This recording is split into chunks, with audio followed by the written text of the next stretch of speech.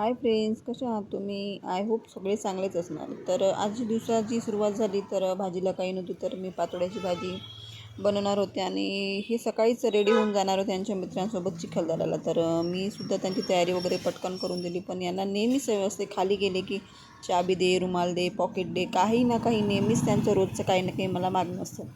तर व्यवस्थित ते त्यांच्या मित्रांसोबत गेले आणि मी माझ्या आज शिवरात्रीचं पूजनसुद्धा होतं. संध्याकाळी प्रदीप मिश्रांचे जे ऑनलाईन पूजन होतं, तर त्याची तयारी मी करून ठेवली होती. कारण संध्याकाळी आल्यावर मला ते वेळ मिळत नाही, कारण दुकानात गेल्यावर या सर्व गोष्टी होत नाहीत. तर जेवण वगैरे वाढून ताडवून दुकानातून आले आणि रेडी होऊन मग ते घरून आल्यावर मी जे काही सामान माझं नव्हतं पूजेसाठी, ते सर्व सामान मी काढून ठेवलं. कारण पूजा चालू व्हायला 15च मिनिट राहिले होते आणि जे काही मी सामान विकत आणलं होतं, जे काही सामान माझ्याजवळ नव्हती सामग्री नव्हती, ते सगळं सामान मी काढून ठेवलं आणि रेडी होऊन मग लगेच हातपाय वगैरे धुवून मी पूजेला बसायला रेडी झाली. त्यानंतर माझ्याजवळ जी काही सामग्री कमी होती, ती सामग्री मी खाली धुवून आणली आणि मग ऑनलाईन पूजा चालू झाली आणि मी सुद्धा मन लावून ही पूजा केली शिवरात्रीची. भरपूर जणांनी ही पूजा ऑनलाईन केली आणि मी सुद्धा केली आणि मला खूप प्रसन्न वाटलं ही पूजा करून, कारण महादेवाला मी खूप मानते.